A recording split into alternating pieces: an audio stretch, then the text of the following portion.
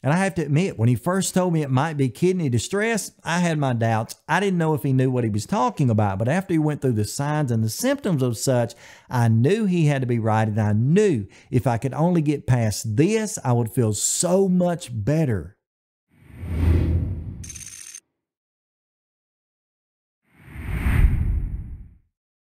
Hey folks, welcome to Transplant Helper today. My name is Jim Merle. Today we're going to be discussing the topic of kidney distress. Now, if you're not exactly sure what that is, basically kidney distress is your early warning sign, your symptom, your wake-up moment that something worse might be on the horizon, something as bad as even kidney failure. But let me say in the beginning that kidney distress and kidney failure are not the same thing, okay? They're related, they're close kin to one another, but they're not the same thing. And just because you're dealing with kidney distress does not mean you're in or will even ever be in kidney failure. However, because they are related and because it is an early sign of such, you have to stay on top of it. Now, let me add to that before we go any farther.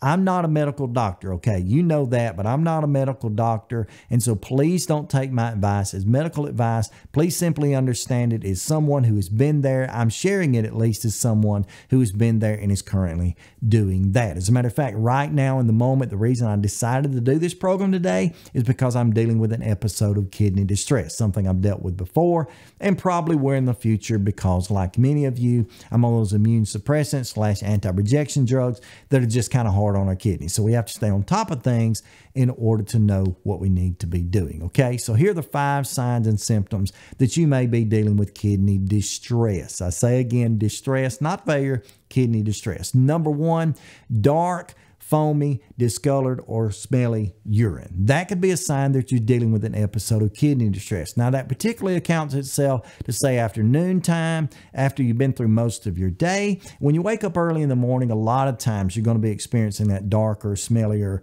foamy type urine. And that's because as you slept overnight, your body has rested, your kidneys have worked really hard overnight to rid your body of the waste products. So the first time you get up in the morning, and as I say, go pee-pee, that's probably going to come out. So you might experience that in the morning, and that's really no big deal. But if you're still seeing that on later up in the day or even in the afternoon, that could be an issue, and you need to stay on top of that. Maybe just drinking a lot of water, making sure you're hydrated, that sort of thing might be enough.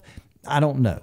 Maybe you even need to call your doctor, but keep an eye out for that. Number 2, a symptom that you might be dealing with some distress of the kidneys is swelling or inflammation. Now, that particularly can come about in any area of your body, but a lot of times it'll be in your feet, in your ankles, in your hands, maybe in your abdomen, other areas too, wherever you kind of typically swell. You're probably a failure patient of some sort. You probably dealt with it, but it could be a sign of kidney distress if you're dealing with that now on a more regular basis. And so it may be that you got too much fluid in there, or maybe you don't have enough fluid going in and your kidneys have started to kind of kick out a little bit. And so it's not able to remove the fluids like it should. Therefore, you'll have the swelling and inflammation. So that's just a symptom, a sign. Doesn't have to mean that's what it is, but it's something you need to watch out for. So that was number 2. Number 3, add to that, shortness of breath, believe it or not. And that could be because of the fluid buildup. You could have some fluid building up around your lungs or somewhere around in your heart area that is causing you to have a shortness of breath. Now, this won't necessarily be a gasping for air moment. It won't be that you can't breathe. It might just be, as I feel right now, kind of a tightness in my chest, kind of a burning if I take a deep breath. And that burning even comes in my throat.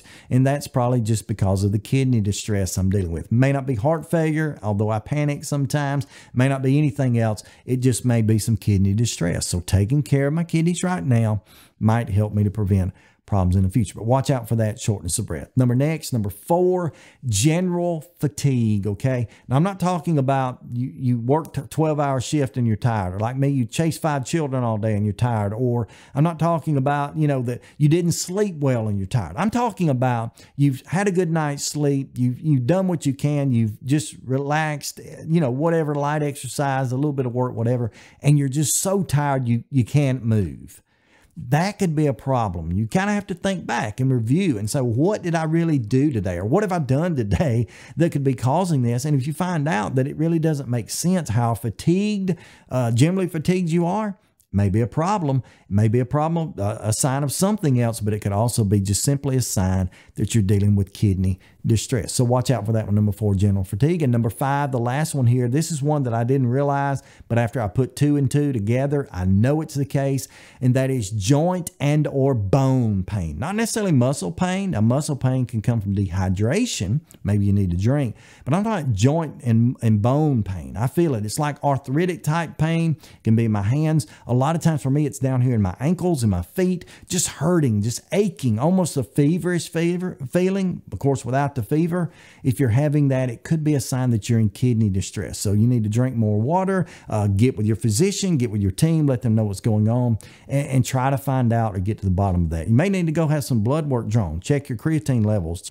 Hold up, did I just tell you to have your creatine levels checked? What are you, some kind of bodybuilder? I meant creatinine levels. Yeah, that'll work much better. Tell your doctor you'd like to have your creatinine levels checked. You may need to go have some blood work drawn. Check your creatine levels. Check out your kidneys the best way they can and see. Maybe take a urine test. See if there's some problems in there that they can help you with. But this might be a few of the signs. So let me recap very quickly. Foamy, discolored, or smelly urine. Number 1. Number 2, swelling. Number 3, shortness of breath. Number 4, general fatigue. And number 5, muscle, not necessarily muscle, but joint and or bone pain could all be signs that you're in the middle of an episode of kidney distress. Again, not kidney failure, but kidney distress. This is your warning. This is your opportunity to either make some lifestyle changes and or go and be checked out by your doctor. I hope this has helped you out in some way. If it has, how about go ahead and hit that big like button, as well as maybe the subscribe button beneath the video, maybe the bell notification all beside that, and share this out to someone if you'd like who would be able to benefit from it. Let me also add to that, you're oftentimes going to see a couple of videos popping up here on the side. They may be mine, they may be the videos of others, but they're simply put there to try to help you and to help you to educate yourself as a transplant patient, as I'm trying to do as part of the program to advocate, educate, and motivate you as a transplant patient. Again, until next time, as always, stay stronger, friends.